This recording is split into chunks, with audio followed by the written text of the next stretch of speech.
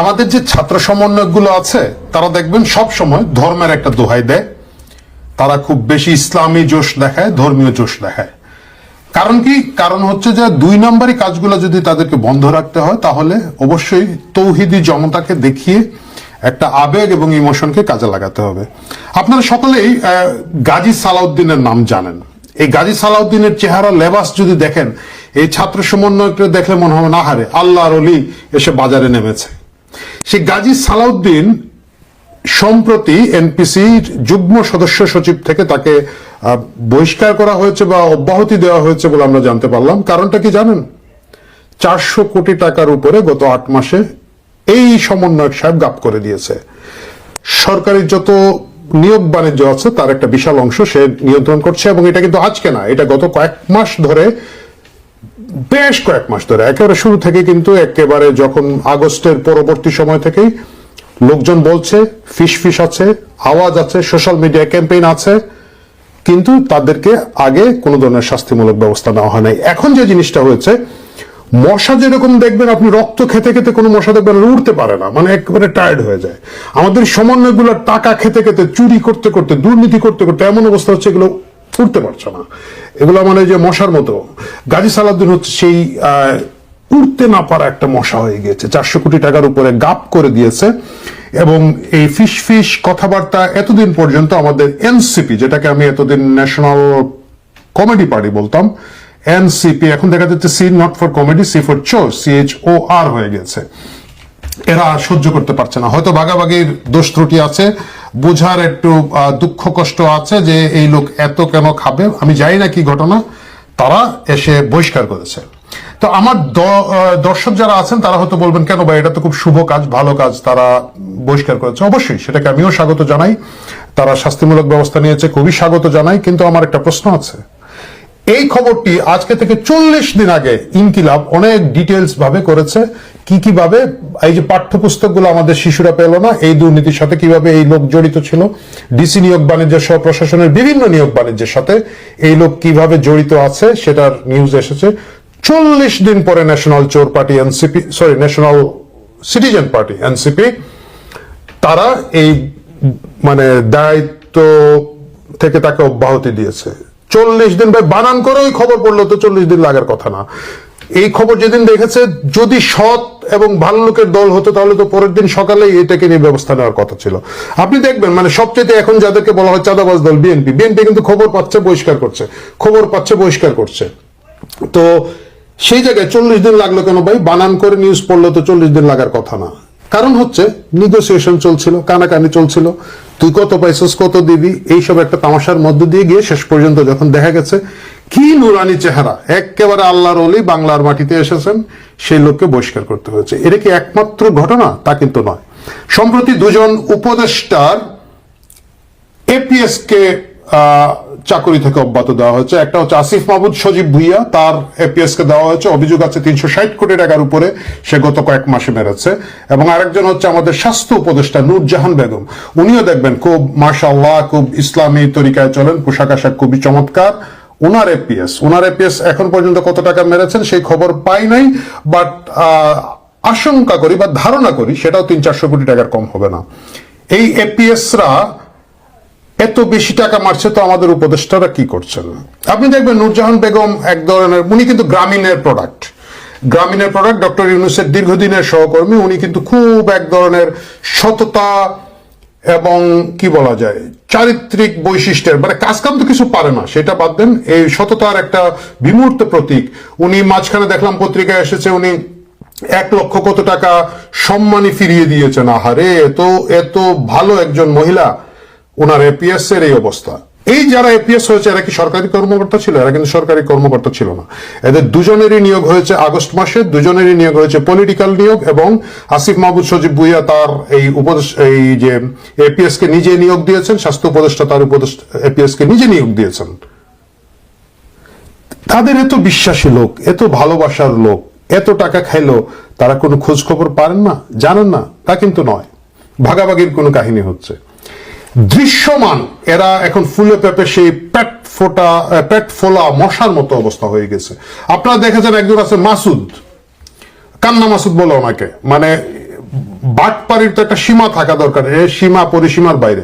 সে সম্প্রতি একার বাধ্য হয়ে বলেছে, তার কিন্তু এই আওয়ামী লীগের ওবায়দুল কাদের সিমটম আছে, ভুলে টুলে মাঝে মাঝে একটু ভালো ছবি দিয়ে দেয়, ভালো অফিসের ছবি দিয়ে দেয়, কিন্তু শেষ পর্যন্ত কান্না মাসুদ বলেছে, হ্যাঁ আমার একটা গাড়ি আছে, জামায়াতের একজন ব্যবসায়ী আমাকে দিয়েছে, বেটা তোর পার্টির লোক তোমাকে দিয়েছে, এটা আমাদের কোনো আপত্তি নাই, কিন্তু জামায়াতের ব্যবসায়ী তোমাকে কি ফাও ফাও গাড়ি দিয়েছে? কোন ব্যবসায়ীরা কি কারো পিছনে ফাও ফাও ইনভেস্ট করে? মোটেও তা কিন্তু নয়।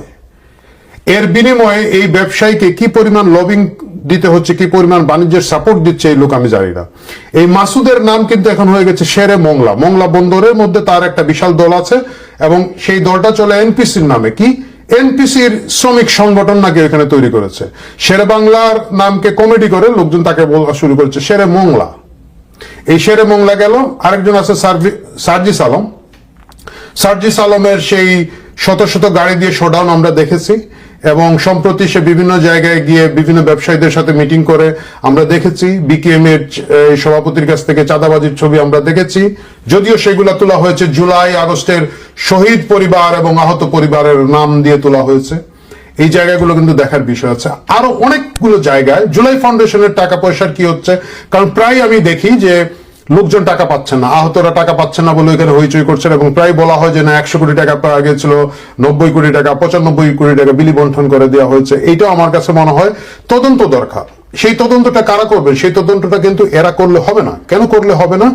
কারণ হচ্ছে তারা নিজেরা নিজেদের তদন্ত, সেই বন্যার ত্রাণ চুরির মাধ্যমে যে কাহিনীটা শুরু হয়েছিল সেই দিকেই এরা যাবে। এই তদন্তগুলো বাইরে থেকে করতে হবে। দল হিসাবে আমরা এনসিপি কে শুভেচ্ছা জানাতে পারি যে তারা খুব সাংগঠনিক ব্যবস্থা নিয়েছেন। আদৌ কি তাই? প্রশ্ন উঠেছে বাংলা মোটরের মতো জায়গায়, রূপায়ণের মতো ভবন যেখানে খুব এক্সপেন্সিভ, খুব দামি জায়গা এবং দামি ভাড়া, সেখানে তারা 2টা ফ্লোর নিয়ে দীর্ঘদিন ধরে পলিটিক্যাল পার্টির অফিস করছেন।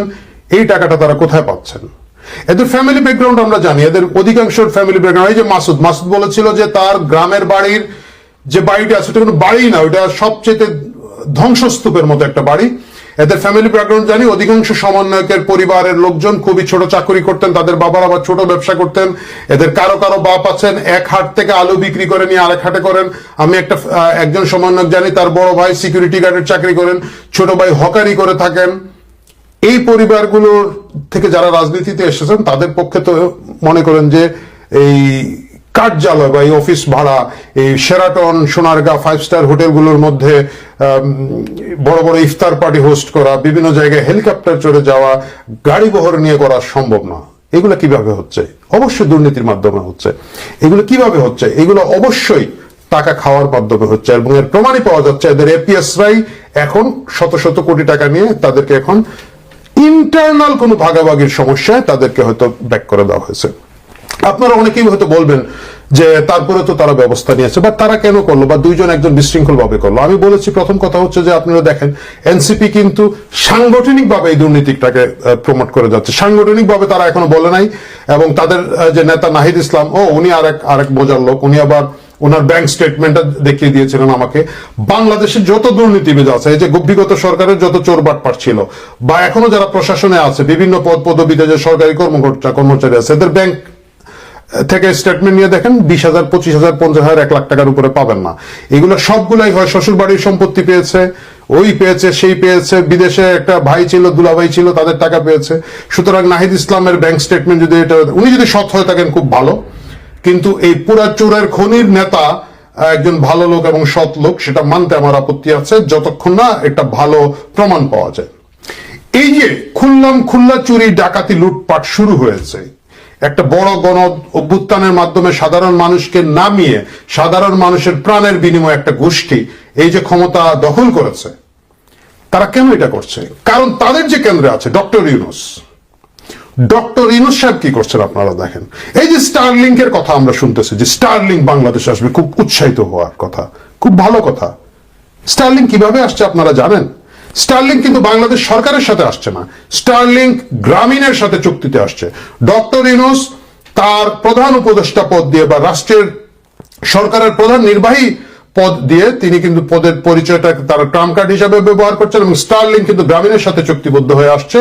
এর আগে স্টারলিং গত কয়েক বছর ধরে এখানে আসার জন্য করছিল যখন শেখ হাসিনা সরকার ক্ষমতায় ছিল, এবং সেটা কিন্তু রাষ্ট্রের সাথে একটা চুক্তির ব্যাপার ছিল, কোনো প্রাইভেট কোম্পানির সাথে নয়। কিন্তু ডক্টর ইউনূস স্টারলিং আনছেন গ্রামীণের মাধ্যমে। আমি সম্প্রতি দেখলাম গ্রামীণ বিশ্ববিদ্যালয় অনুমোদন পেয়েছে। এগুলো কি দুর্নীতি নয়? আমরা দেখলাম গ্রামীণের কর মওকুফ করে দেওয়া হয়েছে 600 কত কোটি টাকা, যেন 666 কোটি টাকা, আমি যদি ভুল না বলে থাকি, সেই টাকাটা মওকুফ করে দেওয়া হয়েছে। তাদেরকে কর রেয়াত বা কর সুবিধা দেওয়া হচ্ছে। যখন আপনি কেন্দ্রে বসে মূল লোকটা যখন দুর্নীতি করবে, এই দুর্নীতি অনেক দ্রুত আকারে নিচে নামবে, এবং এই যে তরুণ ছেলে পেলে যারা আছে এদের চরিত্র নষ্ট করা হচ্ছে, কারণ মূল ওস্তাদের চরিত্র ঠিক নাই। আপনি নিজে যখন আমার জন মূল উস্তাদ নিজের নামে বিশ্ববিদ্যালয় বাগিয়ে নেবেন, 666 কোটি টাকার কর রেয়াত বাগিয়ে নেবেন, স্টারলিং বাগিয়ে নেবেন, তখন সাধারণভাবেই ওই কোম্পানির নিচে যারা চাকরি করে তারাও করবে। অফিসের মূল বস যখন দুর্নীতি করে, অফিসের পিয়নটা পর্যন্ত দুর্নীতি করবে। কিন্তু অফিসের বস যদি দুর্নীতি মুক্ত থাকতো, তাহলে পিয়ন লেভেলে বা চাপরাশি লেভেলে এটা কম আসতো। আমরা অনেকেই মনে রাখতে পারি যে শেখ হাসিনার বিরুদ্ধে যে গণবিক্ষোভটা হয়েছিল জুলাই আগস্টে, এর একটা বড় কারণ ছিল শেখ হাসিনা স্বীকার করেছিলেন যে তার পিয়ন 16 বছরে 400 কোটি টাকা চুরি করেছে, এবং উনি নিজে বলেছেন তো হেলিকপ্টার ছাড়া চলে না, এবং মানুষ বিক্ষুব্ধ হয়েছিল যে শেখ হাসিনা আপনার পিয়ন যদি 400 কোটি টাকা দুর্নীতি করতেই পারে, তার বিরুদ্ধে আপনারা কি শাস্তি নিয়েছেন? সেই শাস্তির কথা তিনি উল্লেখ করেন নাই। তাকে কি কারাগারে দিয়েছিলেন? তাকে কি আপনি ফাইন করেছিলেন? তাকে কি আপনি তার সম্পত্তিকে বাজেয়াপ্ত করেছিলেন? যখন মানুষ দেখেছে যে এই ধরনের প্রশ্নের কোনো জবাব পাওয়া যায় না, মানুষ অনেক বিক্ষুব্ধ হয়েছে। কারণ আমি আপনি যারা সাধারণ চাকরি করি, আমি আপনি যারা ঢাকা শহরে ট্রাফিক জ্যাম ঠেলে বাসে চেপে সারা মাস শেষে 20-25-30 হাজার টাকা বেতন পায়, যে শ্রমিক 20-30 হাজার টাকা পায়, যে গার্মেন্টস শ্রমিক 10-12 হাজার টাকার উপরে তার জীবন কায়ক্লেশে চালিয়ে যায়, তারা যখন বুঝে যে রাষ্ট্রের প্রধান নির্বাহীর পিয়ন 400 কোটি টাকা 16 বছরে কামাই করে ফেললো, তখন তারা বিক্ষুব্ধ হবে। এটাকে আপনি অস্বীকার করতে পারবেন না, এই বাস্তবতাকে আপনি কোনোভাবেই এড়িয়ে যাওয়ার সুযোগ নেই। কিন্তু প্রশ্ন হচ্ছে, 400 কোটি টাকা যদি 16 বছরে কামায় একটা পিয়ন, আর এখন যদি গাজী সালাউদ্দিন 400 কোটি টাকা কামিয়ে ফেলে 8 মাসে, ঐকিক নিয়মে যদি দেখা যায়, কোন জায়গায় গিয়ে দাঁড়াবে? গ্রামীণ বিশ্ববিদ্যালয় যদি হয়, স্টারলিং যদি হয়, 666 কোটি টাকা যদি বেরিয়ে যায় এই 8 মাসে এই ঐকিক নিয়মে, তাহলে প্রধান নির্বাহীরা কত টাকা কামাবেন, অন্য উপদেষ্টারা কত টাকা কামাবেন? আপনি একটা খুব মজার জিনিস দেখেন, দেশে কিন্তু অনেক কাজ, এই দেশে অনেক প্রবলেম, তাই না? আমাদের একটা বিশাল মন্ত্রিসভা ছিল, এটাকে স্কুইজ করে এরা ছোট উপদেষ্টা করেছে। যদি বুঝতাম এরা 3 মাস 6 মাসের মধ্যে নির্বাচন দিবে, এই উপদেষ্টা ঠিক ছিল, এই উপদেষ্টাদের যে সেট আপ এটা ঠিক ছিল, তা কিন্তু নয়।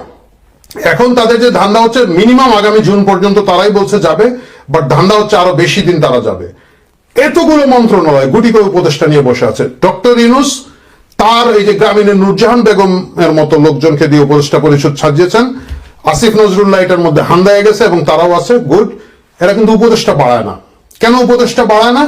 উপদেষ্টা বাড়ালে ভাগ দিতে হবে। আসিফ মাহমুদ সজীব ভুইয়া একটা 25-26 বছরের ছেলে, তাকে আপনি স্থানীয় সরকারের মতো বা গুরুত্বপূর্ণ মন্ত্রণালয়গুলো দিয়ে রেখেছেন। এটা কিন্তু ক্রীড়া মন্ত্রণালয়, যুব মন্ত্রণালয় না, এই গুরুত্বপূর্ণ মন্ত্রণালয় দিয়ে রেখেছেন। স্বাস্থ্য উপদেষ্টা বানিয়েছেন নূরজাহান বেগমকে, তার নিজেরই আসলে স্বাস্থ্যের টেক কেয়ার করার দরকার। স্বরাষ্ট্র উপদেষ্টা একজন আছে, এখন দেখছি অনেক হাঁটাহাঁটি করে, মানে গালাগালি খাইতে খাইতে আমাদের কাছ থেকে এখন থানা যায়। ভালো, একটা কাজ নিয়ে বেচারা ব্যস্ত আছেন, অন্তত রাত 3টায় লোকজনকে ডাকছেন না, আম গুড। কিন্তু রাষ্ট্রের শীর্ষ থেকে যখন নিচ পর্যন্ত এই দুর্নীতির জায়গাগুলো তৈরি হয়, দুর্ভাগ্য আমাদের, দুর্ভাগ্য এই জাতির, এই জাতি বারবার মনে করে পরিবর্তন আসবে। দুর্ভাগ্য এই জাতির, এই জাতি মনে করে যে অনেক মানুষ রাস্তায় রক্ত দিয়েছে, যারা দায়িত্ব নেবে তারা অন্তত একটা মিনিমাম উপলব্ধি করবে। কিন্তু যারা রক্ত দিয়েছে, যারা আহত হয়েছে, তারা চিকিৎসা পাচ্ছে না, যারা নিহত হয়েছে তারা যথেষ্ট পরিমাণ ক্ষতিপূরণ পাচ্ছে বলে আমরা সোশ্যাল মিডিয়া দেখছি না। কিন্তু এপিএসরা 300 কোটি 400 কোটি টাকা মারছে, উপদেষ্টারা কত টাকা মারছে আমরা জানি না। আপনার মনে আছে কিন্তু খুব সুস্পষ্টভাবে বাংলা একাডেমির ডিজি ছিলেন আমাদের, উনি বলেছিলেন যে টেলিফোনে তার কাছ থেকে বাংলা একাডেমির ফান্ড নিয়ে যেতে চেয়েছিল স্যার মুস্তাফা সরওয়ার ফারুকী, উনি লিখিত চেয়েছিলেন। মুস্তাফা সরওয়ার ফারুকী বলেছিল যে আপনাকে অনেক শ্রদ্ধা করতাম, আর করি না। টাকা পয়সা যখন আপনি ডকুমেন্টেড রাখবেন না, শ্রদ্ধা কমে যাবে। ডক্টর ইউনূস এবং আপনার উপদেষ্টা মন্ডলীকে আমি বলছি, আপনাদের প্রতি যে আশা প্রত্যাশা এই জাতির ছিল সেটা এখন নাই। টাকা পয়সা নিয়ে যখন নন ডকুমেন্ট খেলা, ছেলে খেলা চলছে, আপনাদের উপরে আমাদের যে আস্থা বিশ্বাস এবং ফারুকীর ভাষায় শ্রদ্ধা ছিল, সেটা খুব দ্রুতই কমে আসছে। নিজেকে সামাল দেন, নিজের লোককে সামাল দেন এবং আপনাদের এই বাছুরগুলাকে সামাল দেন যারা সবখানে মুখ দিচ্ছে, যারা শত শত কোটি টাকার দুর্নীতি করছে। দুর্নীতির বিরুদ্ধে দল মত নির্বিশেষে এই জাতির প্রত্যেককে সোচ্চার থাকতে হবে, কারণ দুর্নীতি হচ্ছে আমাদের দেশের প্রধানতম সমস্যা এবং এই সমস্যা যদি ট্যাকেল করা যেত এই দেশ অনেক আগে অনেক দূরে এগিয়ে যেত। সেটা সম্ভব হয় নাই, কিন্তু সেই সুযোগ এখন যেহেতু তৈরি হয়েছে, সাধারণ মানুষের উচিত হচ্ছে প্রত্যেক চোরকে চোর বলা, ন্যাশনাল চোর বলুন, ইন্টারন্যাশনাল চোর বলুন, বাট চোরকে চোর বলুন।